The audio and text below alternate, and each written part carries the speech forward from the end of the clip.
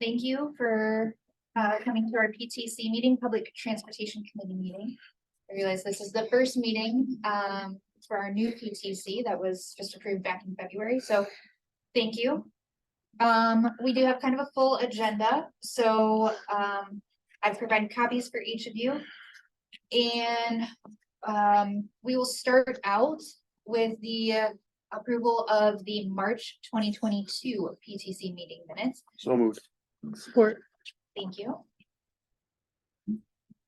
And next will be the selection of the PTC chair. The previous chair- So do we have enough people? Oh, for sorry, this? vote. Yep. Do we have enough people to make this happen? Like Yes. for the person who's nominated, they can vote for themselves. Oh, yeah. Yes. Okay. Yes. So Way you win. we need a formal vote of the meeting minutes. All those in favor? Aye. So now we have the selection of the PTC chair. The previous chair is no longer on the commission, and this is a new PTC. Are there any volunteers for the chair position? I'll throw my hand around. I'll support this hat. All those in favor? Aye. Aye. All right, so we're gonna first get a report from Mallory about the Battle Creek Transit operations. Go ahead, Matt. Thank you. So for those of you who aren't completely familiar with transit, and I just want to give you kind of the basics of our operations and a little bit about our staffing and what's going on in transit right now. We have currently 43 full-time positions, so 43 staff. We are not fully staffed, but when fully staffed, we have 43. 26 of those positions are drivers, 4 of those are dispatchers, 4 of those are mechanics, 3 utility workers, and then we have an admin team of 6. That 6 includes myself, our maintenance supervisor, our operations supervisor, our grant administrator, and then we have our front desk customer service representative and a mobility manager. We operate 13 fixed routes. We have 17 paratransit vehicles. Those are the cutaway style vehicle that you see in the middle. And then we have 4 on-demand vehicles. That's what we are using in our BC Go pilot. So right now, we have about 12 open positions, and that carries over from both operations and maintenance. We have a shortage of CDL drivers across the country, and that has impacted us as well. So we creatively, over the last year, have been working with ATU which is our Amalgamated Transit Union, which is our labor union in transit. We have been working with them to think differently about how we fill these roles. So we've added part-time positions, and then most recently we've added non-CDL positions. And so those teletransit vehicles, the paratransit vehicles you see that are the cutaway buses and the minivans, don't require a CDL to operate. So we've created a new position that's a non-CDL position. It's at a lower rate of pay, but we've had great interest in that position, and those positions have been far easier to fill than the CDL position. All of the positions are still safety sensitive, which means they're subject to federal DOT drug and alcohol testing. And all of the positions still fall within the ATU union, city benefits, all of that kind of stuff. But it's just given us a broader range of candidates to reach. Our normal service hours and days is Monday through Friday, 5:15 a.m. to 6:45 p.m. And then Saturday from 9:15 to 5:15. For demand response and paratransit services, Monday through Friday used to go from 5 a.m. until midnight. And then Saturday from 9:15 to 5:15.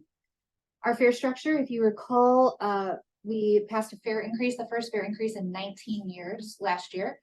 That now makes our fixed route fare $1.75 and 85 cents for seniors and individuals with disabilities. And then we maintained the rate of our demand response services at $7 and $5. And my correction, I'll make and send a corrected one. It is $3 for ADA paratransit instead of $2. So because of the staffing shortage that I mentioned earlier, we are not operating at those full levels of service. So right now we are operating fixed route from 5:15 to 6:45, which is the same hours of service, but we're operating at reduced frequency on multiple routes. So prior to May 1st, this was on 4 routes that we were operating reduced frequency. Right now, we're only on 2 routes with reduced frequency. And then for our demand response and ADA paratransit, that ends at 7 p.m. now. It's not going until midnight anymore, just due to staffing shortages. And we're limited to primarily ADA passengers only, and that's because when we used to have 7 vehicles on the road, right now we only have 2 of those paratransit vehicles on the road. There is no change to the fare structure during these changes. And then one thing that we need to be cognizant of is we fall under what's called a 12-month requirement, and any temporary reduction in service is considered permanent after 12 months. We made these service changes back in December 19th of 2022. And so as we start reaching closer to that deadline, I'll be looking to this PTC to help me make those decisions about how we operate service going forward. Because if we don't have the staff to go back to full levels of service, or if we don't have a budget that supports full levels of service, then we'll need to look at a formal process of reducing that level of service to a permanent status. We would need to start taking action on that likely around October to allow enough time for public participation requirements that are required under the federal regulations. Before you go too far, on your drivers, how many are you short on drivers? I'm sure From bus drivers just drivers, I'm sure about 8.5 drivers. out of 26? Yeah. So a third. Yeah. Wow. Are you getting any coming in the door? We are. The problem is that so we are taking people who don't have CDLs and we're training them to get CDLs. And then they'll take that CDL and go say to Target or Amazon or somewhere else that can afford to pay more. For the non-CDL side, we actually cut off applications. We had 5 open positions. We interviewed about 15 people. 3 of those people just started today, and we have another person starting tomorrow for the non-CDL side. So what is your prevention from them getting the CDL and then going on? Are you giving them any kind of bonus to sign on and stay and take that back? What are we doing? So the bonus is that we are training them Mhm. to get the CDL. We do not have a formal agreement currently that requires them to legally stay with us for a certain amount of time. Our discussions in the past about this have been that those are difficult to enforce sometimes. So it would require taking the individual to civil court, for example, to basically sue them for those costs that we've invested in their training. Hmm. So a training school can range anywhere from $5,000 to $12,000 to send Right. somebody through a CDL training program. We've developed a program in-house that meets the federal requirements. And so we've gotten that down to about a 6 to 8 week training program. And then, sometimes individuals are not attracted to that position just because they don't want to drive that large of a vehicle. It's a 40,000-pound vehicle. And part of why we had created that non-CDL position was because we kept hearing that in interviews. People would say, well, I just want to drive BC Go. Or we would get emails about how can I drive for BC Go. And we realized that there was a market for people who just wanted to drive the minivans or just wanted to help, say, seniors and individuals with disabilities. They didn't necessarily want to be on the big fixed route buses. How many have we trained for CDL and they've left? I'd say probably a dozen Gosh, over the it's last 2 years. crazy. And Mallory, when did the rules change for how we approached training for CDL? February of last year. Yes. So previously, it was far easier to get a CDL prior to February of last year. Now there's specific classroom requirements and then behind the wheel training requirements Mhm. that all have to meet federal motor carrier regulation. Even though we're governed by FTA, a CDL is regulated by federal motor carrier, so we have to follow those regulations. Before, we used to be able to train people pretty quickly in a couple of weeks because we were training them on our vehicle and our services that we provide. But ultimately, the feds changed that regulation because you're training them to get a commercial license, not Right. just drive a bus. Right. So What are the big cities? What's like Grand Rapids? So they're all doing similar things. They're training people. They just, I think, have a larger pool of applicants. So as I'm on calls with other partner agencies, we're all sharing the same issues. So, and it's about 50%. So from the time you have all of your applications, only about 50% show up for testing. And so we do what's called a bus operator selection, BOSS. And it's a simulator, basically. It's a video that simulates driving a bus. You have distractions, and then you answer questions. So real life scenarios, say it's a video, the driver is going down the road. Your mirror shows that there's a bike, coming up on your right. The light turns yellow, and then it'll freeze and say, what action do you take? What do you do here? And you're supposed to be turning right. So only about 50% of people show up for that. And then only about 50% of people pass that. And then you move on to the interview, and only about 50% of people pass the interview or show up for the interview. And so by the time you had your pool of 20 that you started with, you're down to 2. And then you hope that those 2 make it through the probationary period and everything else. We also know one of the things that we're working on for attraction and retention is our scheduling, which is part of why we created the part-time position. So as you saw, we operate 5 a.m. to midnight. Those hours aren't for everybody. And being that it is a union shop, your shift selection is based on seniority. So the newer hires tend to get the less desirable shifts. Or they kind of get stuck with like a swing schedule of, you're going to work a few hours in the morning at 5 a.m. Then you're going to come back and work a few hours in the afternoon. And then we'll have you finish out a different route in the evening. And so it's difficult to kind of manage a schedule like that is fluctuating. And again, that's across transit agencies everywhere. So just so my mind understands, your pool of 20 got down to 2. And you've gone through this 10 times or so to have 20 drivers and 12 of them left. Yes. Wow. Some left on our report and then some left on Sure. But you're not seeing any light at the end of the tunnel. not on the CDL side, no. And this last round of interviews, we did, once we filled the non-CDL positions, the candidates that we liked but didn't have enough openings for in the non-CDL side, we did offer them a CDL position. One of those individuals did take that. She started today. So we will go through the process of training her to get a CDL. But ultimately, again, keep in mind, she applied for a non-CDL job. So we're not sure if she's gonna like the CDL side of it.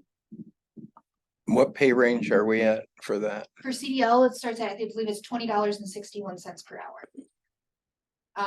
For non-CDL, it's $18, I think it's $18.17 per hour. We did do a compensation study about 3 years ago, and it did identify that transit, particularly for drivers, was an area that we were underpaying. And so we made some significant adjustments to the pay rate for those positions. So I mean, they certainly reflected the market at the time. And we just completed negotiations in November, where we were still in line with our local competitors, including the bigger agencies like Grand Rapids and CATA in Lansing, even Kalamazoo. So one of the things we've also changed is we used to have a half-hour reporting requirement, and you had to be able to respond if you were on call within 30 minutes. We've changed that to an hour so that we could attract people from further distances. But even Kalamazoo, most of the service cuts you see in transit agencies across the country right now are due to staffing shortages. But we are competitive. Is there any incentives that you can give, like the teachers are getting for the city, for Battle Creek schools, where you could throw out a $10,000 housing allowance or anything? That I'm sure you've thought all these things. I'm just trying to. Absolutely, and you're new to this process too, so ask any question as we go. Our funding is restricted to operating. And so things that aren't related directly to operating expenses, like sign-on bonuses, incentive pay, things like that are not eligible for federal reimbursement. So those would have to be supported 100% by the city's general fund. Right, right. And so that is, we have not offered those things. We do offer a $500 referral bonus. So if our employees refer somebody, and they make it, I believe is it 6 months? I think after 6 months, the employee is eligible for a $500 bonus, and that comes out of HR's budget. Mhm. Well, I'm just saying, don't be afraid to ask for those bonus monies if you need them. We can't know if you don't ask. And I'm open to bonus systems to keep people, but they have to sign something that it comes back if they leave type of thing. So I don't know if that would help. Has the business generated any interest from headhunters? We haven't tried Headhunter specifically. We've done Lake Michigan Works. We were the featured employer at Michigan Works. Human Resources has highlighted us at different career fairs and stuff. Christy in our office, our mobility manager, she goes to different job fairs. So for example, Firekeepers invites us out kind of as a mutual agreement. They want us to share information about transportation for their employees, and then we also give information about employment while we're there. And then we do advertising on Facebook, so pretty minimal expense there. I would say it's about $100 a month for us to push a pretty heavy campaign on Facebook, and you may have seen those if you're on Facebook. And then most recently, HR has split the cost with us to run advertising before movies here in Battle Creek. Good. So it'll be about a 15-second commercial that runs before each movie plays. And that's about 800 movies per month. And it's gonna run for 6 months.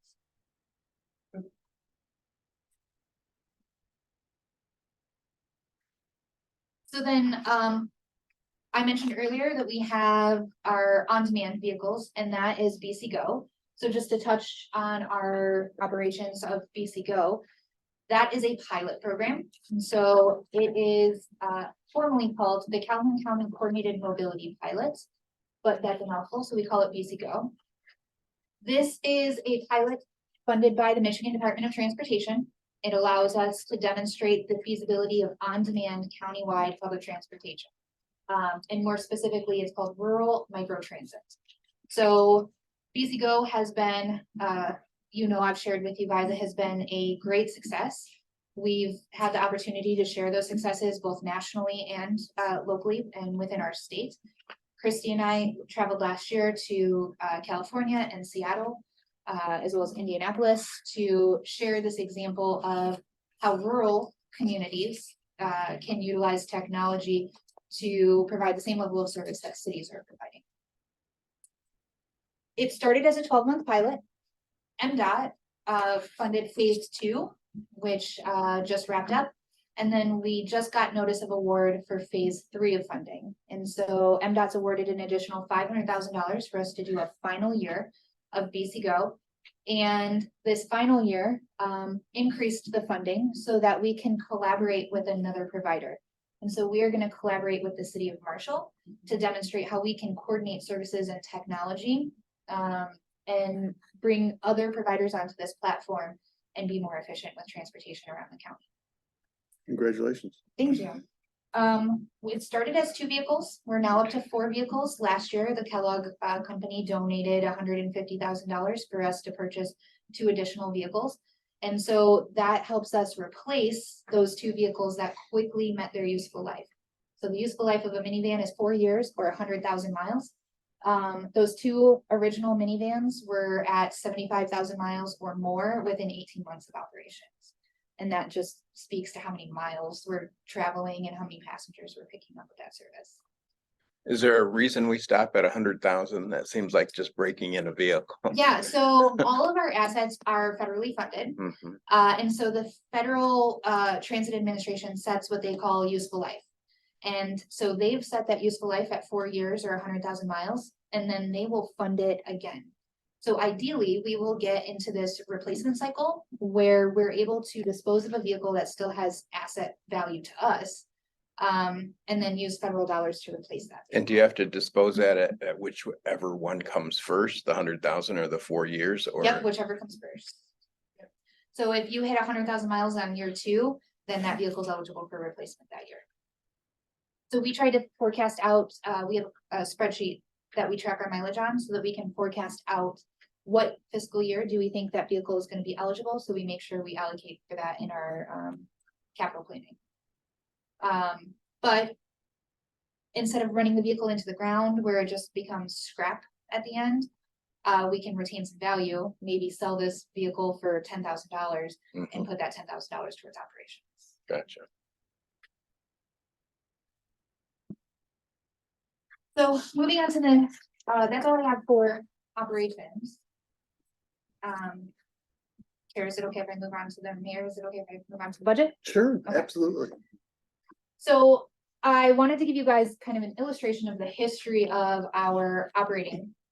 And this is operating assistant. So this is our a demonstration of our revenue over the last 10 years. And so in order to kind of understand what this picture is, you have to understand how our operating works. And it comes in primarily 3 arms. We have our federal operating assistance, which is section 5307, that's the blue.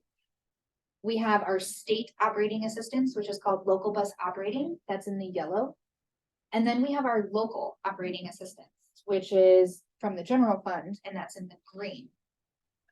The 5307, the blue one, is the federal program, and that comes with a dollar for dollar match. So if we get 1.5 million, we have to match it with 1.5 million. The state local bus operating is based on a reimbursement of expenses. So those, we forecast our expenses. You guys as a commission approve our application to the state every year. And in that application, we put what our expenses are going to be, and then they calculate a reimbursement rate. Historically, that reimbursement rate has been around 30%. This last fiscal year, it was about 34%. Sometimes it can be as high as 40%, but it's all based on expenses around the state because it's a formula program. So we are actually anticipating those going down. I'll talk about that in a little bit later, but as you can see, that state, the yellow, is pretty stagnant. It hasn't grown much over the years. One thing we have done to tap into additional state money is applied for different funding programs. So although that funding, LBO, has stayed the same, we receive about $229,000 per year in what's called New Freedom Operating Assistance, which we allocate our costs after 7 p.m. to that program. And so the state pays for that at 50%. And then we also have what's called specialized services, which pays for seniors and individuals with disabilities that do not meet the ADA criteria. And then we have section 5310, which we use to fund our mobility management activities, which is that 6th administrative position I was talking about earlier. Christy in our office is our mobility manager. And so instead of those costs getting absorbed by our operating budget, they're funded through a separate leg of state money. So, and then lastly is the general fund. You'll see in fiscal years 20, 21, and 22, the general fund contribution went down, and that's because we had a surplus of ARPA and CARES money. So we as transit received an entirely separate pot than what the city received in emergency COVID funds. And that amount totaled nearly $6 million over that period of time. And so we were able to operate between those federal dollars, our regular 5307 federal dollars, and the state operating assistance. The city general fund really just kind of had to match some grants that had grant matching requirements in those fiscal years. Now, in fiscal year 23, that general fund contribution returned back to its normal levels. So we had previously been right around $938,000. And in fiscal year 23, we returned to that $938,000. And in fiscal year 24, it's just over $1 million. Now, one thing to note is that both fiscal year 23 and fiscal year 24, the city had to use ARPA to balance that budget, the city's budget. And also in fiscal year 24, it requires the use of fund balance to balance that budget. Over the last 10 years, the city's general fund contribution has grown roughly 30%, even though it's not a large spike on the graph there, the total amount has been about a 30% increase. And therein lies some of the issue for having the conversation today, right? Is we're trying to think forward about what the impact of not only transit, but all of the other costs are against the general fund. And in fiscal year 25, there isn't ARPA funds. And it would be all fund balance, I Yeah, imagine. as the commission knows, because we just approved a budget too, even for fiscal year 24, we have about 1.7 million in lost revenue funds from ARPA programmed into the budget. Now, some of those dollars are going to projects, right? They aren't just being used for general government operations, but some of them are being used for general government operations. Plus, we proposed a use of about $650,000 in fund balance. So if you combine those two numbers, the 1.7 and the 650, that's about 2.3 million. That means for the general fund in fiscal year 25, that's kind of the starting point for what we need to deal with. And so that's what kind of circles back to this idea of talking about the transit budget and the general fund subsidy there. And so keep in mind that this fiscal year 24 budget, it reflects just normal service. That general fund contribution is just our normal level of service. That is not improving service, that is not increasing hours or days of service, or improving any of our technologies, anything different.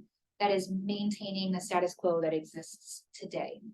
And the one thing that we always hear back from our rider surveys, even the transit study that was completed back in 2018 and 2019, is that our passengers are demanding more service, more frequency, later hours, and more weekend service. Obviously, we don't have the budget to be able to do that. And the city's general fund can't sustain those contributions. And just for the record, I can verify that after a phone conversation last week. Oh, about Where clearing. the writer said, I don't want to hear that you can't hire more drivers. Yes, That's not my problem, she said. yes. If we look at our operating expenses, it's similar to what we experienced with the revenue. Over the same period, 10 years, we saw about a 20% increase in operating expenses. And one of the things you may ask is, why has the general fund increased 30% when your operating expenses have only increased 20%? And that's because the federal and state dollars haven't kept up with that growth. And so that puts the city on the hook for a higher amount of that match that we were talking about. So a great example is fiscal year 23, our federal funds went up to $2 million.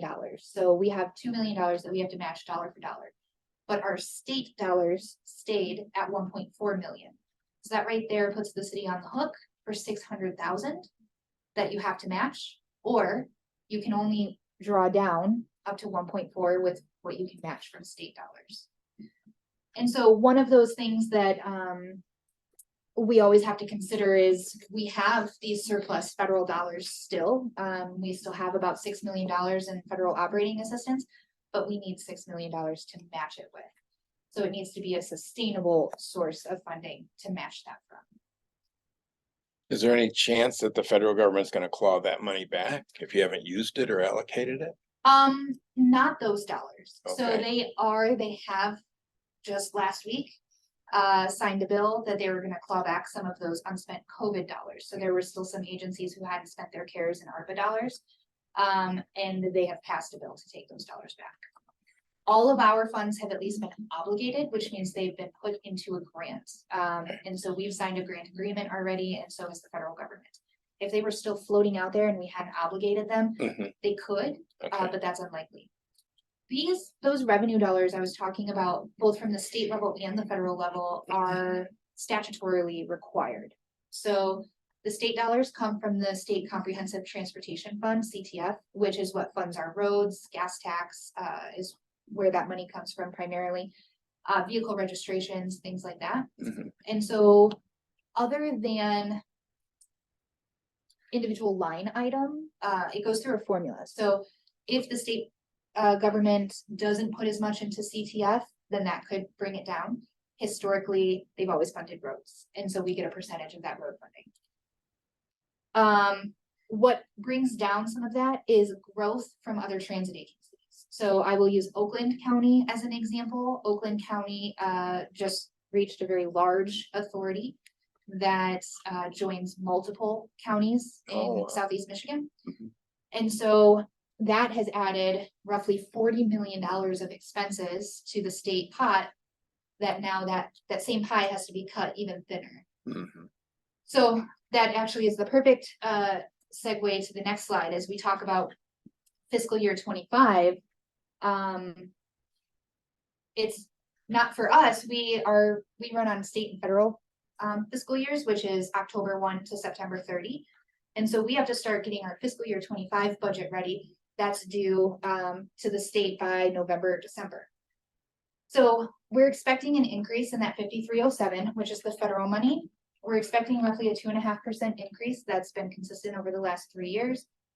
But we're also expecting a 6 to 8% increase in operating expenses. Some of that's driven by labor costs. Some of that's driven by expected fuel increases, fuel prices, and then supply chain costs. So our parts and equipment prices have gone up significantly. Now, that 1 to 2% decrease in local bus operating is due to Oakland County now being part of that pie and driving down the amount. We need about $100 million from the state to go into that pot to make up that difference. So in order to restore us up to our statutory level, we need about $100 million. We know we're not going to get $100 million into the state pot. But the proposed budget for fiscal year 24 included a $20 million increase to that pot of money. And so if we could get another $20 million increase, it might wash out. And then we would be looking at a 4 to 6% increase in our general fund subsidy, which again, for fiscal year 24 was about $1,025,000. And so what we need to think about is, do we look at decreasing services? Do we look at our hours and days of operations? Do we identify other revenue streams or dedicated funding sources? How do we get to fiscal year 25 when we know that the city's general fund isn't going to be able to support that level of subsidy? And Mayor, is it okay if I move on to the next? Yes. So that kind of takes us into the next conversation that we've been having about transit authority. And so as we talk about looking for other revenue streams, we can't overlook the possibility of a dedicated and sustainable funding source that could come from the creation of transit authority. And so I've kind of broken out some main points about the transit authority. And not only does creating an authority allow us to operate a larger, more comprehensive and coordinated transit system, but it allows us to operate to provide more service to the community, not only for our residents going out and having access to other areas, but bringing residents from the county in to do business with the city of Battle Creek. And I need to interrupt because I'm getting confused. Oakland keeps in my head here. Mhm. So Oakland decided to join other counties and be a multiple county transit. Mhm. And they ended up taking a bigger share of the $100 million without doing their own tax increase for their Nope, area. they have a tax increase as well. But statutorily, the state is required to provide a minimum percentage of service or of reimbursement to operating expenses. So because Oakland County's operating expenses grew, that percentage is roughly, for an urbanized area, that percentage is roughly 27%. Mhm. So that means 20% of their expenses, 27% of their expenses will get reimbursed from that state pot, regardless of what their millage rate is, And similar to what But we I'm do. trying to understand, it takes away from us to pay them? It takes away from the pot Well, that's us. collectively, yeah, the whole state. And the state doesn't have the same liability to us to keep us funded? There is no floor. If, so there, Congress, state representatives could set a floor and say, okay, all transit agencies are guaranteed to get this minimum no matter what. That hasn't happened since like 1994. But the, as our expenses go up, so same thing works the other way around. As we grow, our percentage of state operating assistance would go up because our expenses grow. And so really it's the state legislation that needs to change to increase the amount of money that goes into that pot. And Mallory, are you speaking to dollars that would be committed to urban transit systems? Correct. Right. And so they created a larger urban transit system. Which we don't fall under Correct. We fall. unless we become countywide or, We fall under, on the federal level, we're considered urban. On the Uh-huh. state level, we are considered rural. So we get a higher percentage of reimbursement than Oakland County gets. okay. Mind boggling. Okay, Yes. thank you. So, as a city department right now, we're reliant on city resources to fill the gaps for everything. It kind of eliminates our abilities to collaborate and coordinate, and to provide broader service unless the city is gonna fund the cost of that. So if city residents, for example, are demanding that they wanna go outside of the city, it would be at the city's cost. Whereas with an authority, the jurisdictional boundaries are set by the authority, and those areas that contribute to the authority would receive service from the authority. And Mallory, it's fair to say right now, we do provide service to surrounding townships that don't pay for that service. That is correct. We currently serve Emmett, Bedford, and Penfield townships. And they do not contribute to the cost of service, as well as the city of Springfield. So, and it's fair to say we support destinations in those Correct. townships, right? Yes. And one of the many conversations we've had during this conversation about the authority is that, I use Walmart and Meyer, for example, is in Emmett Township. But our residents want to go there. So, it's kind of this delicate balance of, they are not within the boundaries of the city, but our city residents are demanding access to that. So we're just really transporting our city residents to their areas. We're not really servicing their areas of bringing their people. Right now we are. Right now we are. So there is no verification. There's no, there's no Mhm. process for ensuring. If you live within roughly a mile of a fixed route, you have access to teletransit.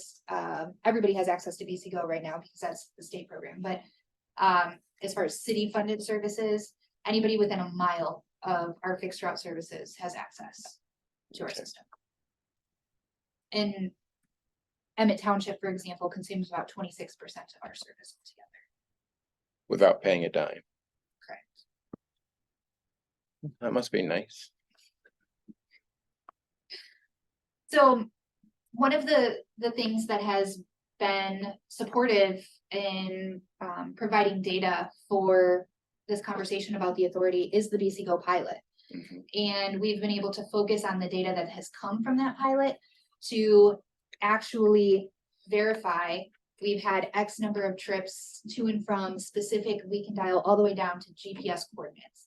And say how many people we've picked up in specific areas, what their travel patterns are, where they're going. And we're able to identify the areas that are most served, and most underserved. So it's no longer based on, I'm gonna say survey data. We're able to use actual data of both met trips and unmet trips. So if you remember from my presentation at the commission meeting, we're only meeting about 22% of the demand on BC Go. We have denied more than 75% of those trip requests, just because there's not capacity. When we think about what other transportation options exist, although there are other transportation providers, everybody operates within their own silos. or specific services. So for example, Marshall Dial-A-Ride, that they're a public transit agency in the county, but they operate only within the city of Marshall. They don't go outside of that. And so there is no interconnectivity. Community Action Agency, they operate throughout the entire county, but they only serve a specific population, like seniors or individuals with disabilities. And so the general public doesn't have access to those countywide connections. And then there's other providers like Community Inclusive Recreation, and they only serve their clients. Marion Birch Adult Day Center, they only serve their program. All of those are public transportation agencies, but they're operating within silos. And then when we look at private transportation, that's pretty much limited to non-emergency medical transportation, which is typically expensive and paid for through insurance, Medicaid, Medicare. And an example of that is like Battle Buddies. They've been incredibly successful. They've grown their business great, but they are serving a specific population and need, and it's expensive for private pay. What's So the name of that company? Battle Buddies Mobility.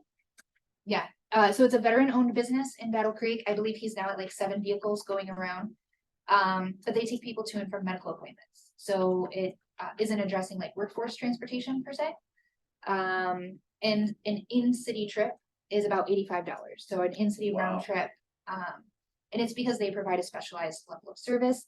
And those private providers aren't receiving those state and federal subsidies that we receive to drive our costs down.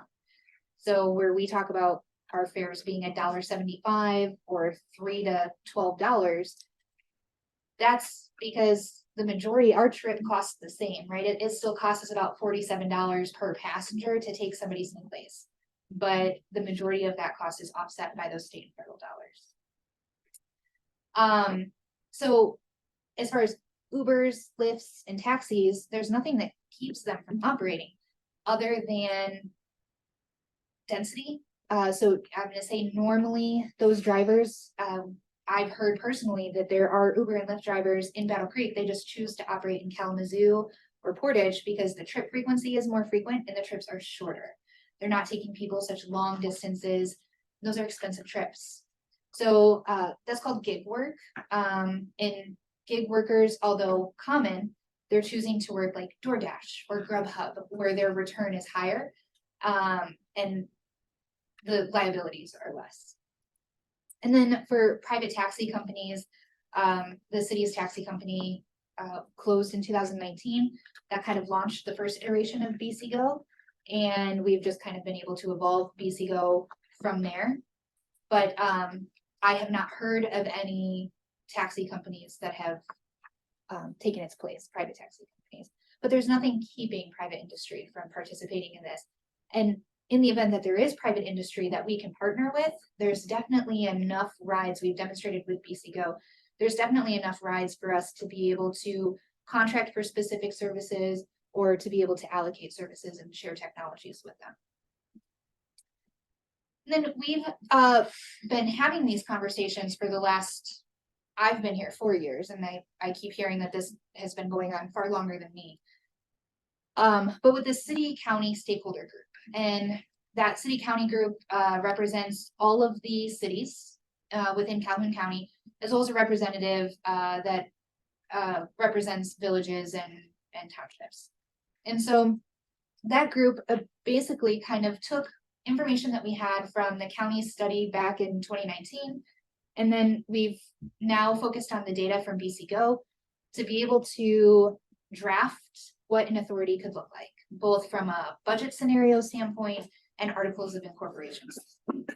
And so this group collectively, which includes Albion, Marshall, Springfield, the city of Battle Creek, what am I forgetting? No, that's the 4 cities. And then Art Kale from Homer is on that group as well.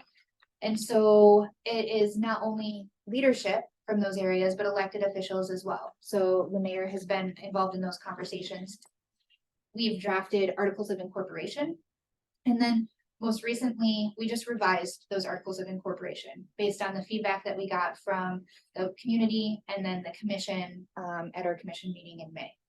So those articles of incorporation have been revised to increase the membership to 9. And so on the board.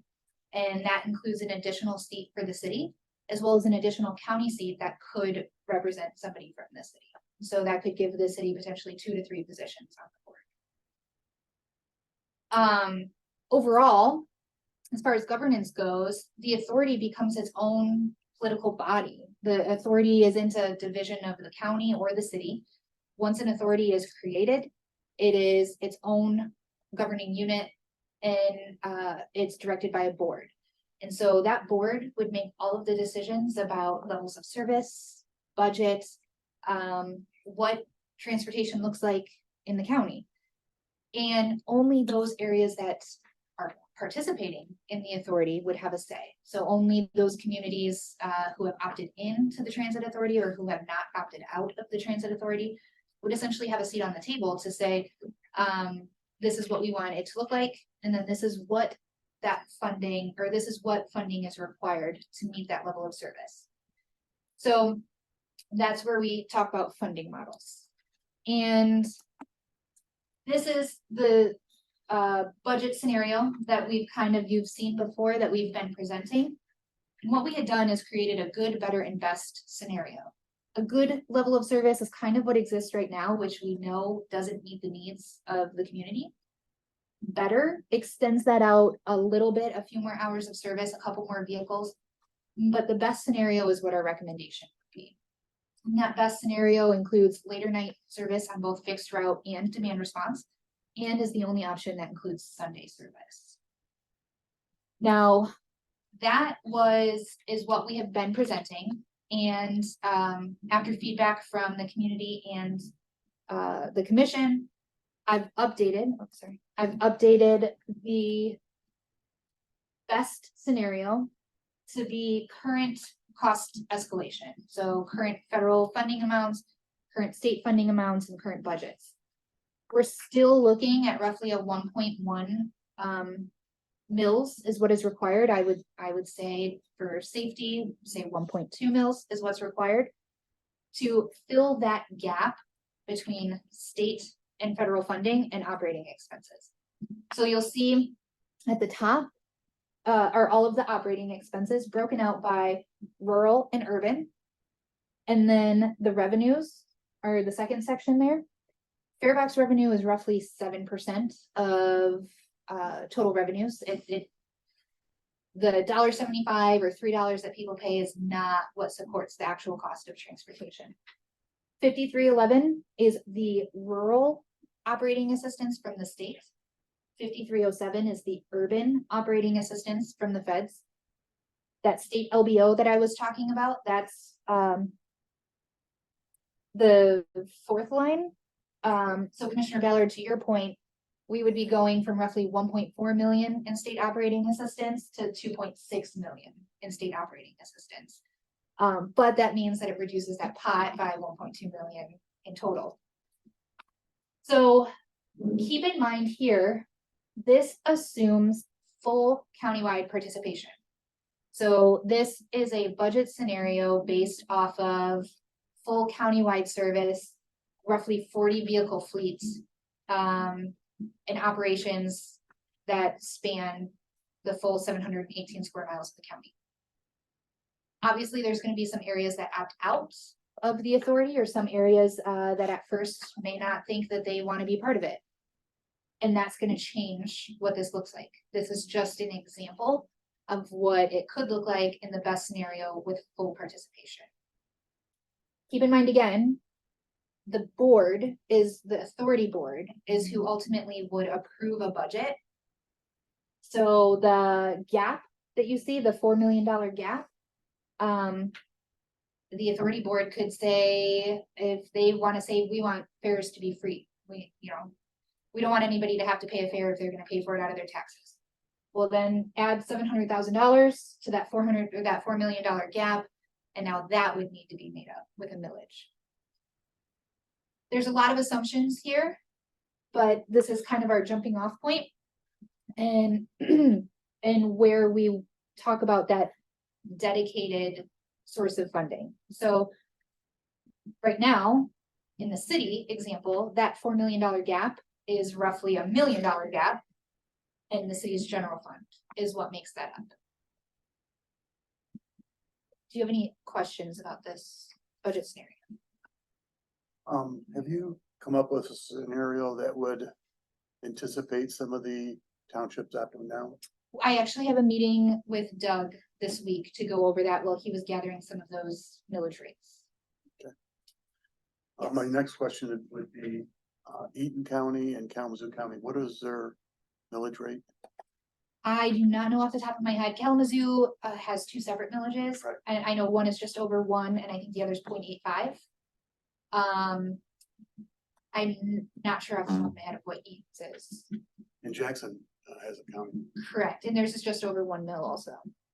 So most transit agencies in the state of Michigan are an authority and are funded with a millage. We are one of the few that are not. I'm gonna say honestly, if you look at the most successful transit agencies around the state, those are all authorities funded with millages.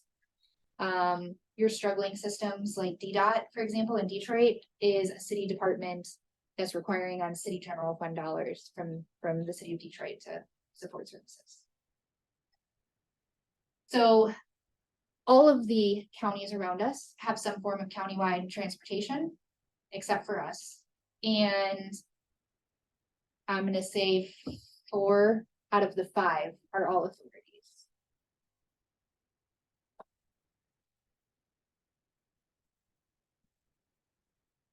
What would the approval of a countywide transportation millage or system do to your budget? Ideally, the authority would act as a pass-through, right? If the city was a participating member of the authority would act as a pass-through of those state and federal dollars and those millage dollars, and the city would operate the service countywide. We already have the assets, the technology, the staff to be able to do that. And then obviously that model could change over time, but it's kind of the jumping off point to be able to get service started immediately. That millage, the passing of a millage would reduce the reliance on the city's general fund and allow us to grow service to what the community demands and then approves. And it's fair to say too, Mallory, right, that the conversations with the countywide stakeholder group and all have led to some acknowledgement of the fact that the best way to get an authority up and operating would be simply to contract with the city of Battle Creek to provide the service. Correct, yeah. And so when we talk about next steps, it is kind of that timeline of we are looking at if this is moving forward. We are looking at August of 2024 for a ballot initiative. Nothing happens without taxpayer approval. So the creation of the authority is just creating that body, that governing body. And ultimately it's the authority who would put a millage on the ballot. It's not the city, it's not the county. It's the authority that would put that millage on the ballot.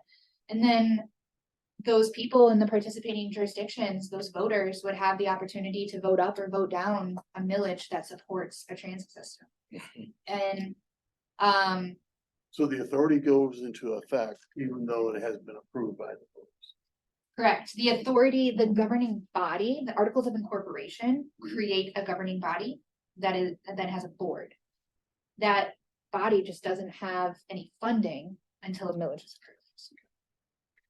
So I'll use Oakland County as an example. So the RTA in Southeast Michigan has existed for a long time. The authority itself got created probably almost 10 years ago now. But they haven't passed a millage. So the authority still exists. They still have a governing board. They still meet. They have a CEO, everything. They just don't collect a millage. Have they tried? Yes, yes. Was it all 3 counties open? Oh, it was, I wanna say it was like 5 counties at the time, the RTA, yep.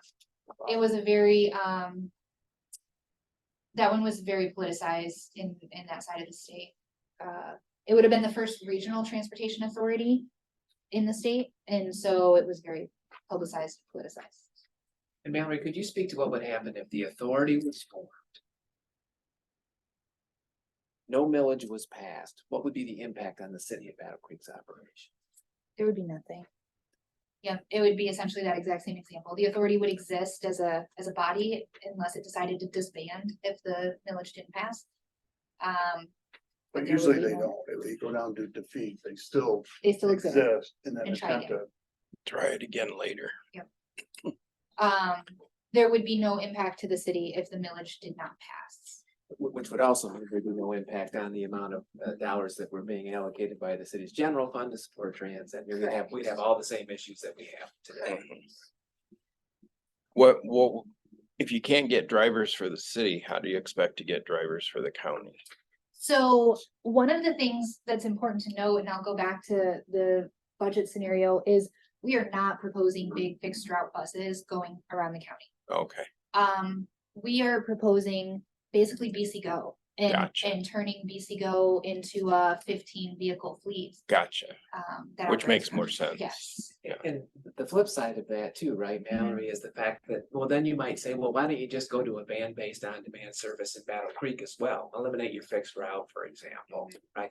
Well, but, okay, except for those fixed route buses, particularly certain routes, carry a lot of people, right? So there's a certain amount of efficiency in carrying that many people. And if you try to convert it all to van service, which I think one of the commissioners actually raised that question during our conversation, then your cost is gonna grow exponentially. Mhm. Yes. Right, because a bus that's carrying 50 or 60 passengers now becomes 7 vans, 8 Right. vans. Yes. And so it's practical to implement it countywide as van-based on-demand service, but not necessarily does that mean you could do the same thing within the boundaries of the city of Battle Creek. Correct. I would say really the only place that might see expanded fixed route service would be the city of Springfield, in which they would be a participating member and paying for that service. And then there's maybe opportunities to extend routes to just a little bit further out in Penfield, maybe serve a little bit more of Emmett Township, say Binder Park Zoo, things like that on fixed route. But we're not proposing fixed route throughout the county at all. Mhm. And Penfield's not even interested, right? So as of right now, we know that Albion, Marshall, and Battle Creek are a yes. We believe Penfield is a yes. I believe Bedford and Emmett, we still have some presentations to go and some questions that they wish to be answered.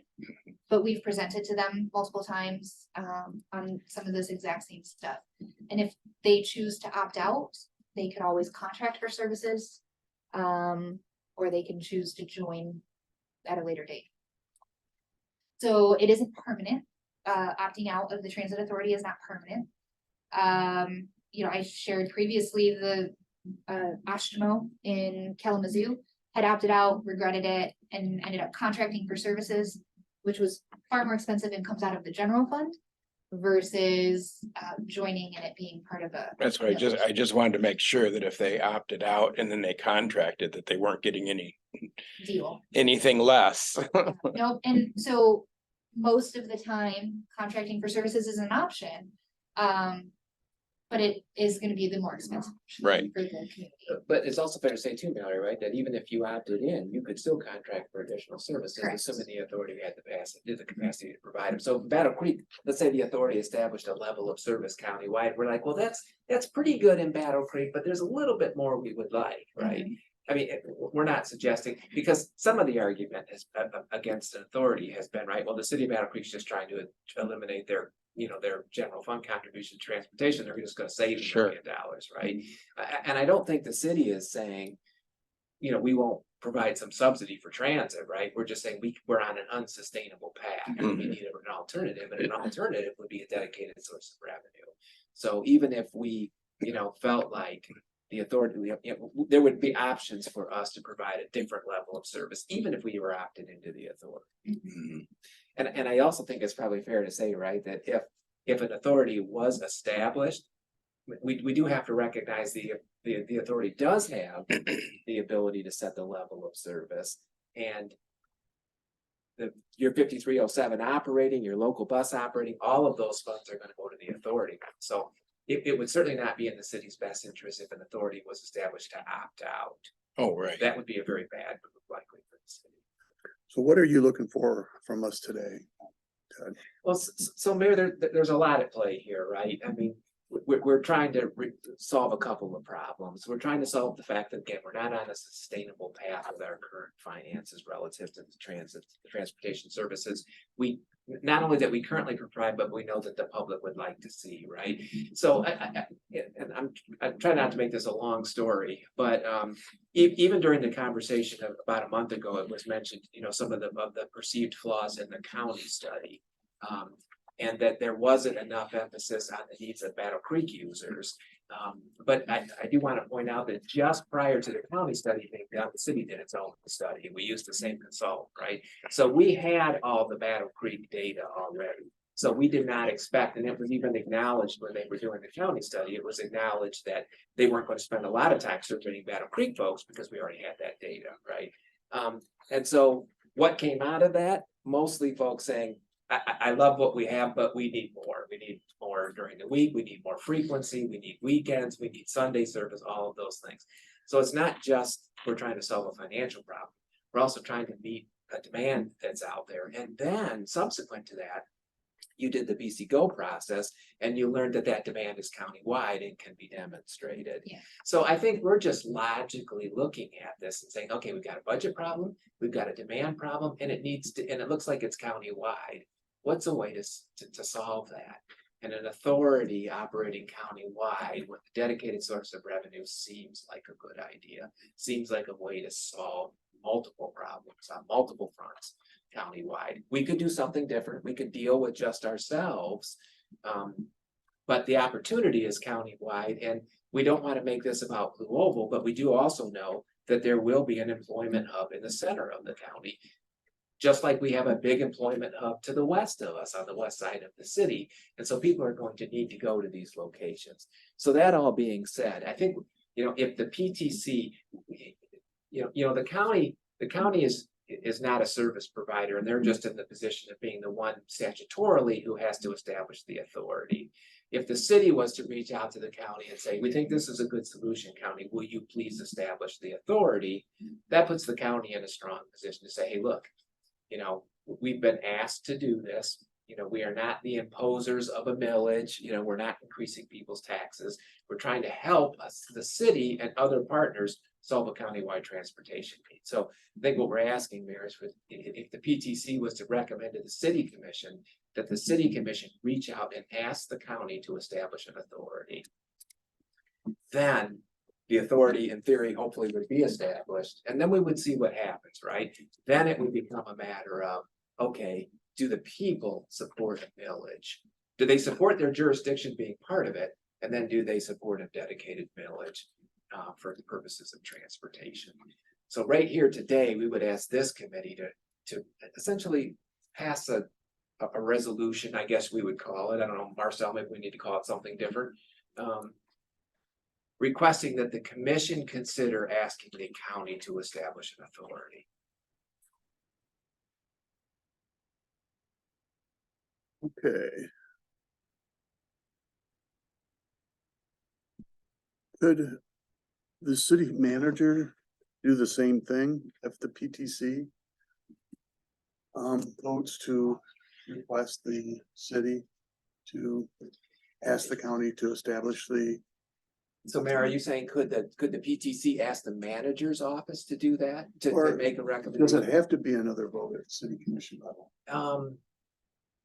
I mean, the manager's office could, we could always out of the manager's office make a request to the county to start an authority, but we would want to know that the governing body was supportive of that, right? So I Well, don't, we already know that. yeah, I don't think, It was turned down not to opt out. well, true. Right. I see where you're coming from. Now, can we assume that means that the commission is supportive of us reaching out to the county and asking them to establish an authority? I don't know if we could make that assumption. My guess would be the manager would want to communicate that to the commission and make sure Sure. that there was a comfort Mhm. level with that, and she may even want a more formal action. But I could certainly propose that to her. Okay. Well, with that being said, is there anyone that would like to make a motion? According to what Ted just gave with us, that the PTC committee would like to ask the county to establish the authority. Yeah, and let me be clear, Mayor. I think the PTC's authority here is as advisory body is to make a recommendation to the city commission as a whole. Okay, So you're asking the commission to consider reaching out and asking the county to establish the authority. So we're just, ultimately, it's the commission that needs to take this action, or the manager on the behest of the commission. With the approval of the commission or? Right, but ultimately it's the commission's decision, and I think the BTC would say, hey, we've heard the data. This is potentially a good solution. We would request, or we're recommending that the commission approve a request to the county to establish an authority. all right, with that being said, does everyone agree to the motion? Agree. All right, so we have a motion on the table. Is there any discussion? Who am I gonna say made? the I motion? did. Yeah, I was gonna say. All right, I'll It do don't it. matter. It's fine. And Sure. then Morris to support. Mhm. Is there any discussion?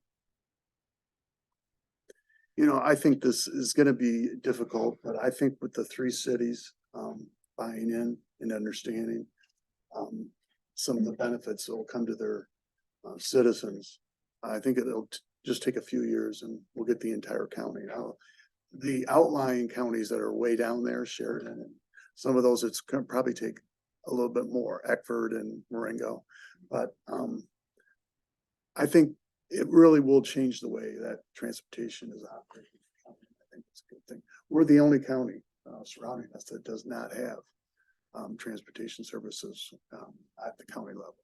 So, and it'll help us as much as people, and I think Marshall sees that too. You hear that in Marshall's revenue. It's gonna help them better control their sustainability too. I was a little confused by the lady's letter about all of us old white guys that don't seem to want to support it, and they raise up Janesia and Jake, and Jake's the one that really was the poison pill. I don't get it. No, after sitting on the PTC for a couple years and learning all of these things from Mallory, like when this was proposed to us, it was kind of a no-brainer for me to say that we needed to opt into this because just seeing where our transportation system was going and understanding the need to have a transportation system in this city, this just seems like a reasonable fix to it. Opting out seems like a risk that is too great for us to partake in. So I'm in support of it. Okay, with that being said, all those in favor signify by saying aye. I, Aye. All those opposed? Let the record show that we have 3 in favor and none opposed. Well, Mayor, you kind of teed it up perfectly for my final point, and that is the city of Marshall. And so one of the things that we know is that we aren't alone in some of these transportation funding issues.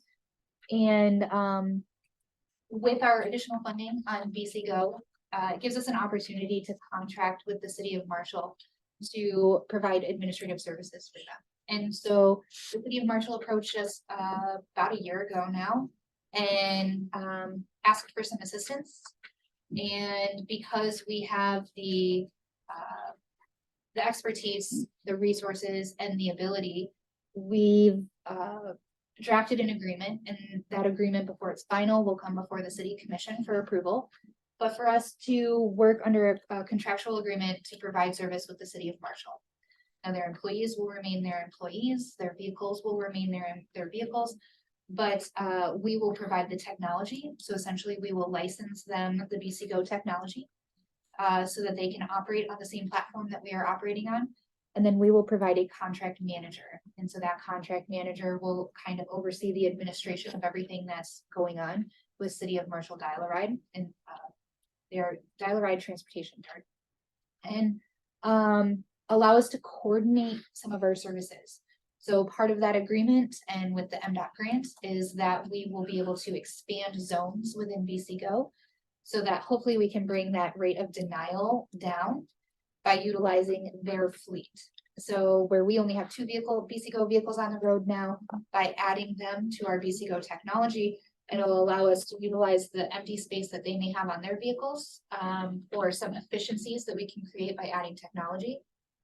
It will allow us to utilize that space to meet some of those trips that are currently getting denied. So right now we have plans for roughly a 12 to 18 month agreement.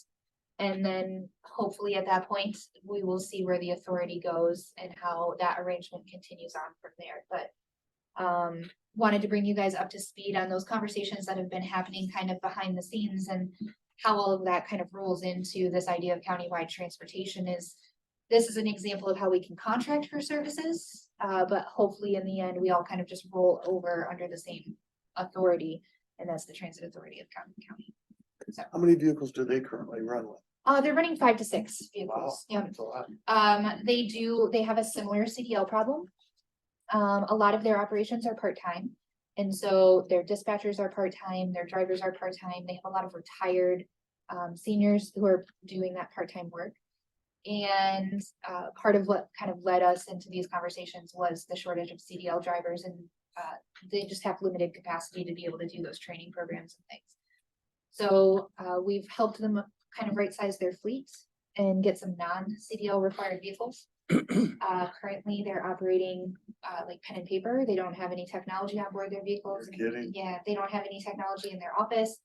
And so by adding BC Go, we think we can kind of help them. So be if they more drop efficient. that piece of paper that has that request for a ride, Yeah, so right now they have they have a dispatcher in the office. And so the dispatcher will radio the driver and say your pickup is at, United Methodist Church. So the driver goes there, and then when the driver gets there, the dispatcher says, okay, you're taking that person to McDonald's. So it's very manual and Kind of like a taxi. yes, yes. And they're using very large vehicles to do that right now. So we're hoping we can help them kind of right size the vehicle for the level of service that they're providing, and then bringing on the technology will help them be more efficient. So we're hoping to at least be able to grow their ridership about 10% by sliding in those PC Go rides.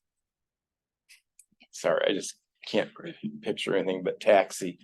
but Marshall's the only community in the county that has a millage.